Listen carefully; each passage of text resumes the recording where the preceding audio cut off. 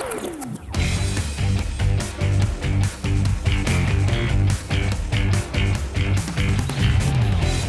cross, Heyman will make no mistake.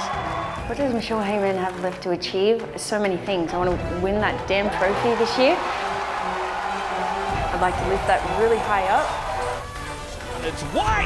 It might not always be pretty, but we will find a way to win. Oh my goodness! Have we ever seen anything like this? Last year we learnt how it felt to lose. We don't want to be put in that position again. Wouldn't want to be playing us. It's been building for a couple of seasons. Tamika Yallop! Hopefully we can go one step further than we did last year. Everyone's raring to go. It's a curler! Gill in from distance! And it is in the back of the net. So the first time shot is fantastic. No matter if they're cheering for or against you, it adds that atmosphere, that excitement that final football should have. You know, the fans are buzzing, but the players are buzzing even more. And the wait is over. The Ninja A-League's final series is here. Hello and welcome to Dub Zone. I'm Amy Duggan, joined by A-League's commentator Teo Pellizzeri and two-time Ninja A-League champion Grace Gill. Great to have you both with us. Always a pleasure, Ames. We have had a few weeks to settle, Grace, but there is plenty coming up and it all gets hot now. Pointy end of the season, and this is always a really exciting time in Ninja A-League finals. The final teams are here. We're ready to get going, and we've had to wait a couple of weeks, so really looking forward to it. Yeah, I mean, this is the time of the year where you put extra time and penalties on the table, tensions get heightened, players find ways to get sent off. There is always that extra layer of drama. A bit of excitement coming your way. Let's get straight into our elimination finals, starting with third-placed Canberra United hosting sixth-placed Melbourne Victory. Saturday, 2 p.m. kickoff at McKellar Park. Canberra won both matches in this, the home and the away game. Grace, how much does that matter heading into this match? You know what, to be honest, not as much as we think it might be. When you get to finals, no matter what's happened in the home and away season, yes, you'll take lessons from that. Both teams will absolutely look to those last two games, learning from each of them. Canberra coming out with the goods on both occasions, but it's finals football, and particularly for Victory, who have had such a different season, Teo, they'll be going into this as a fresh slate. So this is the first meeting at the home of the Matildas. Canberra hadn't beaten Victory for a very long time and got the monkey off the back with this win.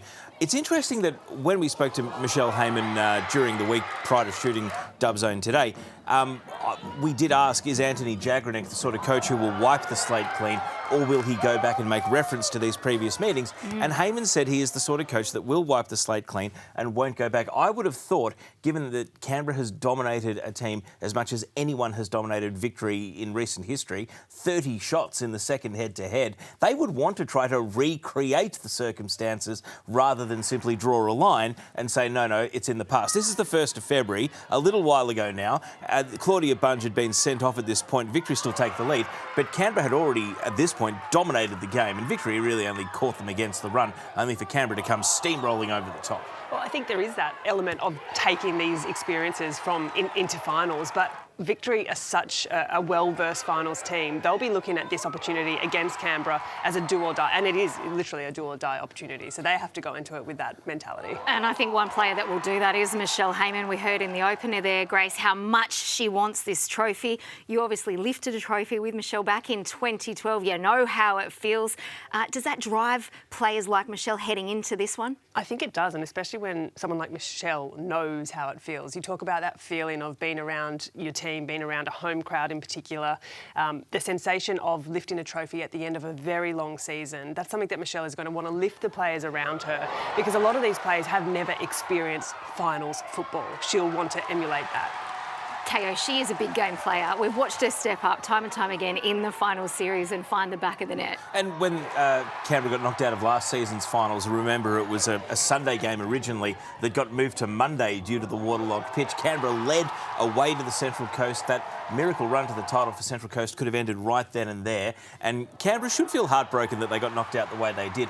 And there has been a lot of continuity within this team, and Heyman actually mentioned the fact that even though a lot of the players last season, in fact, the entire squad was on one-year contracts, that experience and their level of performance was what galvanised them, the majority of them, to come back and go for it again, and that's why they've had the continuity to return to finals and be as impressive as they have been. And they've been sharing the scoring around the team as well, so not just putting that weight on Michelle's shoulders. Let's hear from Michelle Heyman now about one of Canberra's shining lights this season in Bethany Gordon. I love Bethany. I think she is one of the best players within this league. I say it to her all the time. It's just that grit that she has. There's not a lot of players in the league. I think it's her and Izzy who are probably the most two common players who are just aggressive within the A-Leagues, who just want the ball and would do anything to get it. And this year she's stepped up even more, scoring goals and doing roly-polies after every single one, which makes me smile. But she's a player to definitely keep your eye out on. She's grown. I remember when I first played with her back in Canberra United days when she was 16 years old. So she's come a long way since then, and she's only going to get better. So I feel very lucky to share the field with her, and I'm grateful that she's had an incredible season with this year because of the confidence that's going to help her. Yeah, Michelle Heyman talking about Beth Gordon there and the roly-polies you can expect if she scores a goal in the elimination finals. She was very effective last year, Grace, but she seems to have gone to another level this year. 4 goals, 4 assists in 19 matches. Yeah, it's really impressive, and I think she's a more rounded player than what we've seen from Bethany in recent years. Her second season now at Canberra, Teo, and I think in the past we've looked at Bethany as a player who breaks up play really well, is aggressive, is physical, gets stuck in, but what she's added to her game this year is that goal-scoring threat. The goals and assists, 8 involvements is massive for a team. She's a sneaky candidate to win the Dolan medal. She will be in the top 5 of the Polkinghorne medal, and the next time the Matildas are in camp in Australia, she should be called in, even if it is simply to get a measure of what the best A-League midfielder of the season looks like compared to the incumbents in the Matildas, even if it's maybe not a chance of getting on the bench or on the field. Now, speaking of a capped Matilda, Victory have one in their midfield who maybe, unlike Bethany Gordon, hasn't been able to capture the magic this season. This time last year, we were talking about Taylor Ray as the championship talisman that travelled from Sydney FC to the Central Coast Mariners to Melbourne Victory. But Taylor Ray, she is not as prolific, I think, in winning possession the way we've come to know her. She's very much an interception-based player rather than a tackle-based player. How, Grace, does Taylor Ray curtail the both-way influence, both winning the ball and scoring and assisting, of Bethany Gordon in this game? Well, I think you've identified it really well there, Taylor, and that they're not exactly the same profile of player. And what Taylor does really well, maybe in what Bethany doesn't do as well, is her positional sense and reading the play, which is why she gets so many interceptions. She's really smart in where to play. Maybe that's a little bit the versatility that she's played as a centre-back, also now in midfield. So she's really smart, positions herself really well. A midfield battle between Canberra and Melbourne Victory. Well, Melbourne Victory captain Kayla Morrison spoke about how much motivation there is from last year's grand final defeat. It's not really been brought up. I think if anything, it gets brought up in a positive way of, look how far we went last year. Look what it took to, we did what we needed to get there. We went down 1-0 in the grand final. We fought our way back. So I think if it ever does get brought up, it's always in a positive light. And yeah, again, it was a different team last year, so it's not really something that we bring up too much. But yeah, maybe Taylor Ray is the answer. Maybe she's the grand final winning chip, and we've got her now. There it is, serial winner Taylor Ray, tipped to be the difference maker, Teo. Well, I think it's also that culture that Victory has of when it's a knockout game, when it's win or go home, they tend to perform. And Jeff Hopkins, whether you feel the grind of the home and away season, and undoubtedly Victory has over the last 2 seasons. I mean, even before last year's grand final, Emily Gilnick admitted, we don't play the best football. But what they do play... I think the two of you counted them out. Well, what they do play is winning football. Right. And, it's interesting that I think they might be resorting back to set pieces, headed goals, but Claudia Bunge's goal against Perth in the last home and away round was only the 3rd time they've scored a headed goal this year, and Kayla Morrison is on the longest streak without scoring in her career. So maybe Victory are about to have a change of character and go back to what worked for them so well last season. Well, plenty of experience in finals is one thing they do have, and someone from Victory who will need to step up is their striker, Kennedy White. It's kind of been a season of 2 halves for the American forward, Teo. She came out all guns blazing, but then went quiet towards the middle of the season. Well, I think an unkind interpretation would be that she just got to play Wanderers early in the season, and that artificially raised the expectations of everyone for the rest of the campaign. But, Grace, that's the output. I think the underlying numbers say that Kennedy White has halved the number of passes she completes in the attacking half through her drop-off in the second half of the season. So as a pure finisher, she struggles to score, 7 big chances missed, but if she's engaged in the build-up play, we have seen it work better in the first half of the season. Yeah, and I think when we first saw Kennedy come into the league, she had 5 goals in 5 games or something along those lines, and we sort of went, wow, this is going to be a serious contender for Golden Boot type of conversation. She's obviously still been in the mix. I think as well as that final finishing touch, Teo, it's also the lead-up play, the delivery she's getting, the service, getting herself involved in how that comes to the final third. Strangely enough, though, Grace, most of last year's final series goals for Victory were scored by their defence. Teo just tapped that, hitting the back of the net. Super important for not just strikers but defenders when it comes to this team. Well, Kayla Morrison is one who knows how to find the back of the net. She's had a bit of a dry spell, so it feels like maybe it's her time. Bunge gets up for every set piece that Victory take, whether that's be a corner, whether that be a free kick. She's definitely a target. They've got the ability to do it, especially when you've got the likes of a Janchevski who's has the ability to whip in a really, really good ball, and Bunge is always there or thereabouts. 4 finals goals for Claudia Bunge. To put that in context, Kerr has 8, Melina Rez has 9 as the 2 highest scoring finals players ever.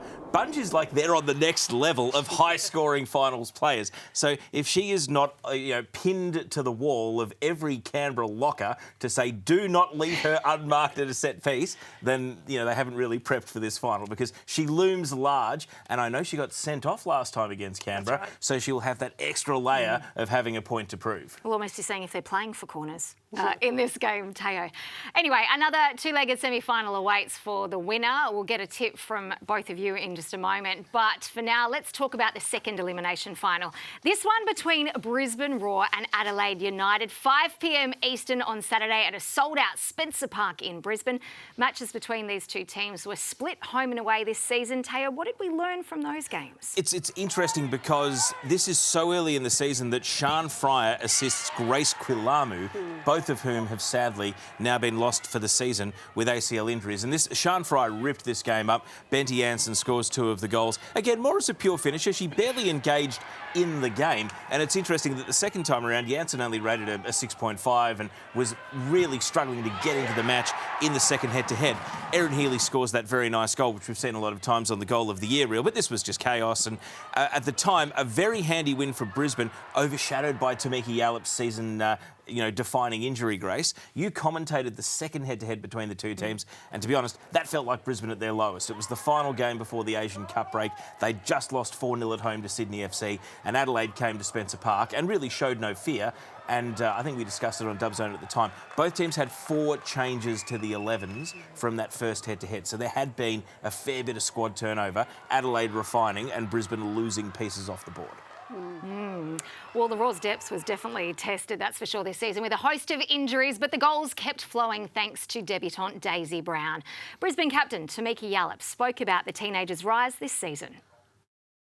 Daisy's been with us for a while, and I've kind of seen that journey of hers stepping into Roar and being new to training and then slowly becoming a key player at training and now on the field as well. So I think we're kind of seeing the young players come to fruition, and I think Grace is another one of those who unfortunately has suffered an injury. I think Sian came up that way as well. She was plugging along in NPL and sort of building her game and building experience and stepping into Roar sort of made her mark. And I think Daisy's a great example of that, of consistency with training and putting in the effort. And the second that she got on the field, I think she was performing the same way she did at training, which is exceptional and exactly what we needed. 7 goals in 14 matches, Grace, including a hat-trick in her last start against the Jets. But finals footy, it's a totally different game. It is different, and different for a young player as well. Daisy Brown, just 19 years old. But I've loved seeing her development coming into this Raw side. She is still really raw, and we see that in her game. She's a great finisher. She's got this instinct about her. She's got great speed. We've also seen this side of her game where she becomes frustrated, not only at herself, but at the situation. Finals football adds pressure. So I really would love Daisy Brown to step up and have a great performance. I think she deserves it after what's been a wonderful season. Just experience and maturity needed, Teo. Well, I also think the Young Matildas break came at a good time for her because she scored 2 goals at the Under-20 Women's Asian Cup. And her physical profile, I think, is built to withstand the challenge of finals. She's not the sort of player who hides. I don't think she'll be overawed. I think if things aren't going her way, she will impose rather than be swallowed up by the occasion. The interesting point about this game is they're two very attacking sides, which I know you highlighted the goal scorers, Bente Jansen and Erin Healy's matchup. But this part of the game is what we're all looking forward to. I think it's two different kinds of sort of attacking keys, Grace. Jansen has popped up in games as a finisher. She's also exerted her influence on the midfield in some games, just not, I don't think, specifically head-to-head against Adelaide, whereas Healy, you can see there, a lot of dribbling, a lot of time on the ball, but not as prolific in terms of the actual finishing, even though you see there's still 25 chances created, is quite a lot. Oh, I couldn't believe it was only 4 goals. After last year's season and how many involvements that she's in, I do know she spent a little bit of time on the bench, Grace. Yeah, she's had an in-and-out season with injury, but they're two very influential players, slightly different profiles in that Bente Jansen, a really good technical ball player. We see that experience that she's had overseas with the ball at her feet, wonderful, and a game changer. These are both game changers. Erin Healy at her best. Yes, hasn't had the best goal-scoring finishes this season, but that aside, her involvement, her build-up play, the fact that she invites defenders, 1 or 2 at very least, every time she gets on the ball, she really attracts that attention and is a magnet for the opposition. I think it's highly unlikely that this will be a cagey game decided by the odd goal, but if it is, Healy's the sort of player you want for that sort of a game. I think the issue is this might turn into a shootout and a bit of a back and forth, and who is going to be more prolific. And as we know, Brisbane qualified for the finals with the worst defence, a negative goal difference, but the inherent belief that they can still outscore their opponents no matter what's happening at the other end. Teo, imagine sitting on the couch at home and knowing the goals are going to flow. This will be one you want to absolutely keep your eye on. Adelaide's captain Ella Tonkin spoke about the Reds' shaky end to the home and away season and how they plan to turn it around in finals. I think it kind of started after those 3 games in the week period where we were kind of depleted by that 3rd game against Canberra, and then we suffered a few injuries, and obviously we had Fiona leaving, who is a big part of our attack. So I think it was just a culmination of a few events like that kind of led to those downturn.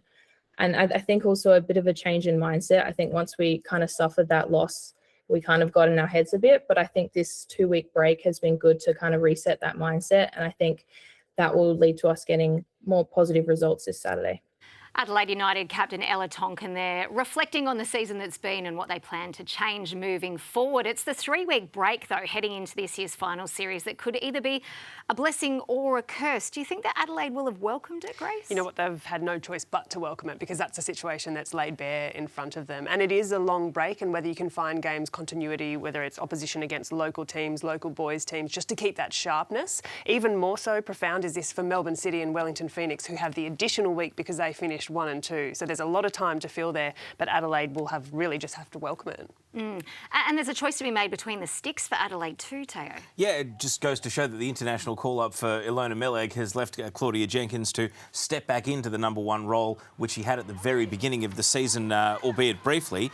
And Meleg, for her breakout season, it's been a really good campaign as one of the top young goalkeepers in the league. But Claudia Jenkins came back and reminded us how amazing she was. And you think back to the final that they actually won last season against Western United. She was player of the match by a mile in that game. So we know that she can get it done in a high-pressure situation. I did ask Adelaide officially, are you going to declare your number 1 early in the week so we can discuss it and maybe not have to speculate? And it's going to be, looks like it's going to be coach's decision on the day. I think we know the answer to that. They might know it internally, but they are not letting it out. So, Grace, they're going to leave us guessing. Well, they are. When you compare the 2 goalkeepers across the course of the season, there's no doubt that Jenkins has conceded more. But you see those big moments. That triple save that she had was fantastic. She's an experienced keeper in these big moments. It's a lot for Melik, who I agree has had a really good breakout season this year with Adelaide. But to me, that's a toss of the coin at this point. Experience. I'm going with experience. Anyway, storylines are plenty heading into the weekend. That is 5 p.m. Eastern on Saturday. Tickets are sold out, so you will have to catch that one on Paramount Plus, or you can stream for free on 10. Now, last week, the future of Australian football was on display in Melbourne for the annual CommBank Emerging Matildas Championships. Ninja A-League commentator Georgia Rajic went along to review all the action. The home of the Matildas in Victoria is the fitting host of the 2026 CommBank Emerging Matildas Championships, where the best young talent across the Australian football pathway will go head-to-head across 6 days of competition. The best under-15s and under-16s will represent the 9 state and territory member organisations, as well as the Charles Perkins 11 and an invitational team from Vietnam.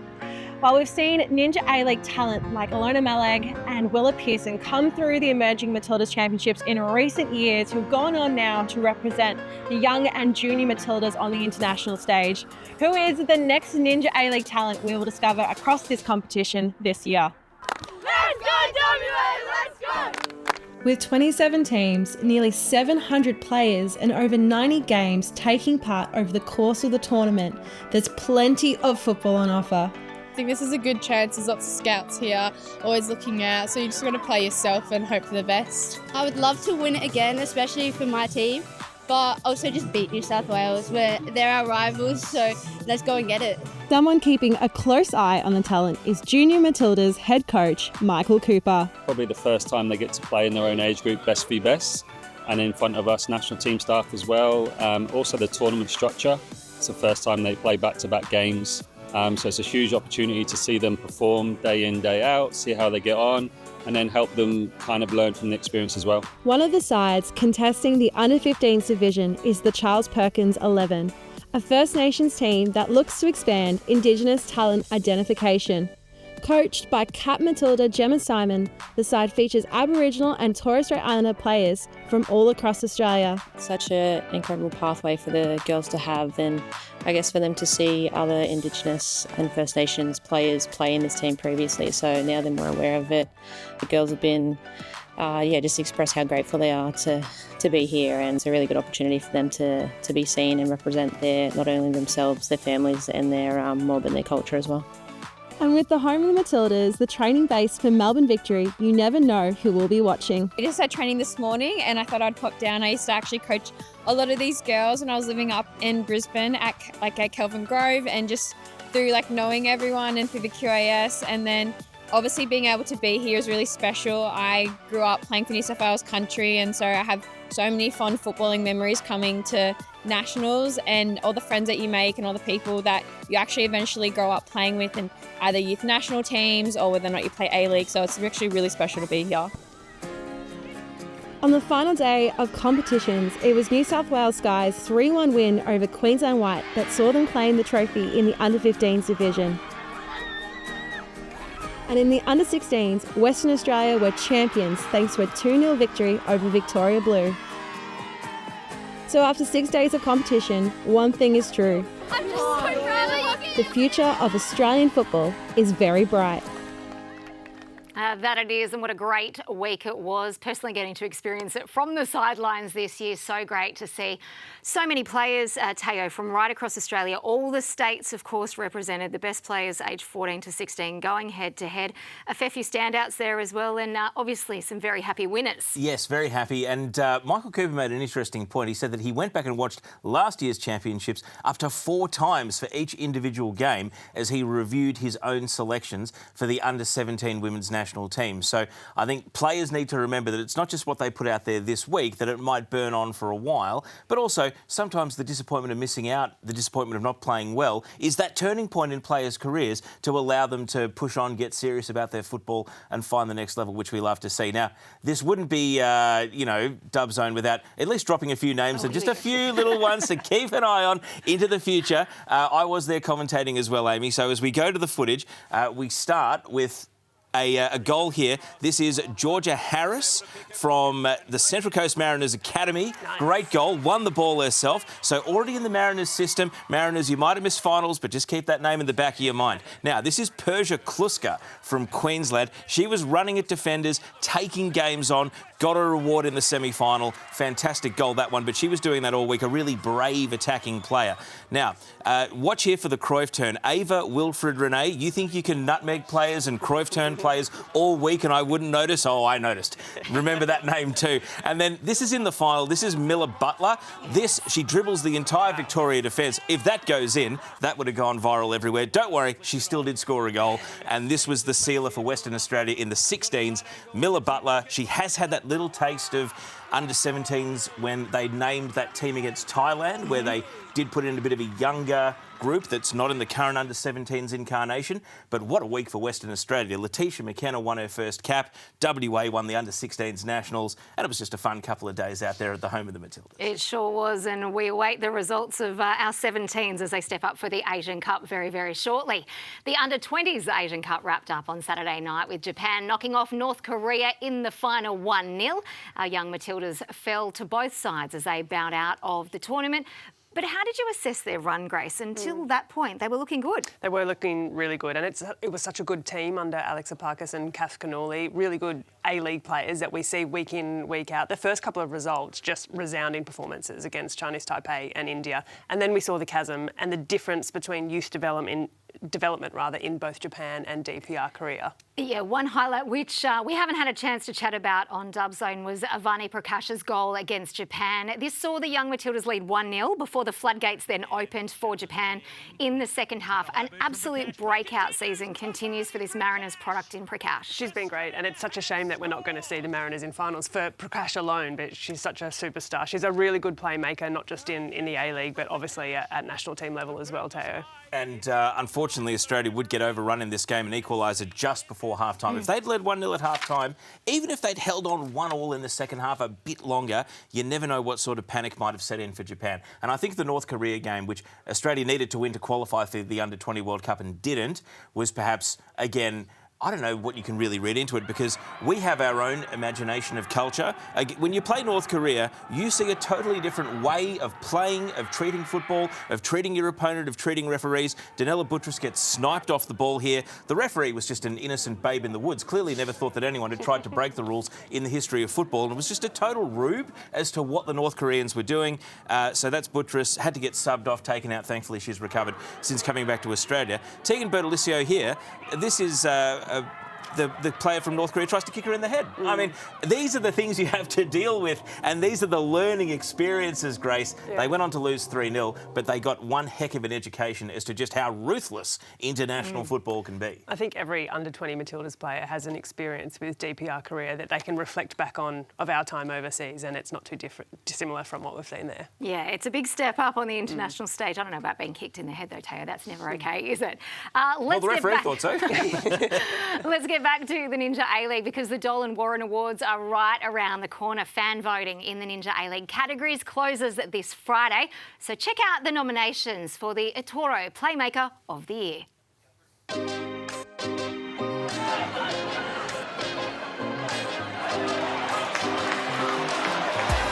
Here's Travis again, using her pace. She's already got one goal. Can she get a second? Oh my goodness me! I reckon Janaea Dos Santos got a toe to it, but it's a team goal for the Mariners. Jets can get there first, but they can't. Nice little innovative touch. Dale bears down on goal. Lead with one more job to do, but it won't be. Sienna Dale, the innovation from Stanich Floody, the speed. She doesn't give up on the chase. The fresh legs of Hoban wins the foot race. Oh, Lalika from Ayres. Lancaster! 2-2 for the Kiwi striker. There's still time for one more chapter to be written. Oh, good work, Prakash again. Oh, good ball too. Great first touch. And there it is. In the shadows of half-time. An excellently crafted goal.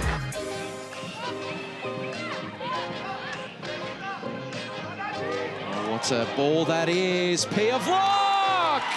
Over goes the ball. Brilliant assist. And the 17-year-old does the rest. Yeah, some wonderful moments on the ball there. So out of that selection, Grace and Teo, who are you choosing? Grace, let's go to you first. There's a lot to like about those assists, but I especially like the time and the consideration that Brooke Nunn gave to waiting for the run to arrive for her assist. So I'm going with Brooke Nunn. And then also the delicateness of the pass, which is not something we see from her often, to put that on a platter. Teo, for you, it's hard to go past Prakash, and I reckon that's where you're going to hit. Well, it has to be, not just because of the quality of the pass to Tamar Levin, but the 1-2 in the build-up and how it's just one-touch football bouncing off each other in a very crowded space for me. But what a field. I mean, it's a fantastic award because, I mean, some of those goals are almost like a quasi-team goal of the year because of the quality of the pass that has played the player in. So I love that this is an award now. And get on the web while you can still vote and check out Save of the Year and Goal of the Year too, because it's a few pretty good highlight reels to choose from. There's some cracking goals to choose from, that is for sure. Head to the A-League's website to cast your vote before the window closes this Friday. We're nearly out of time here on Dub Zone. Before we go, though, I do need to get a tip from you two on who's going to win the elimination finals and why, perhaps. I think Canberra will ride the wave of emotion and get over the line, even if it has to be extra time. If it goes to penalties, they will win. Sally James will step up in a shootout. But I think they can get it done in 90. And as much as the circuit breaker of a couple of weeks off helps Adelaide a bit, you can make a case for Adelaide. I think their form speaks for itself. I'm going with Brisbane to win the other semi-final. Well, sticking with the home teams. Yeah, look, I can't go past Canberra at home, McKellar Park. You know what that's like, and I think it's going to be the atmosphere will be crazy. A really, really big occasion for Canberra, and I wish both teams all the very best. And for Brisbane, Adelaide, I think a sold-out Spencer Park is just in Brisbane's favour. So we're basically saying home ground, home crowd, and that's how these teams are going to get it done. There you have it. Taya Pellizzeri, Grace Gill, thank you for your time on Dub Zone today. Good luck behind the microphones over this coming week. I don't know how you keep your cool sometimes. That's all we've got time for. Join us again next week. Enjoy the elimination finals, be it in person if you were lucky enough to get tickets on Paramount Plus or live and free on 10. My name's Amy Duggan. I'll see you next time.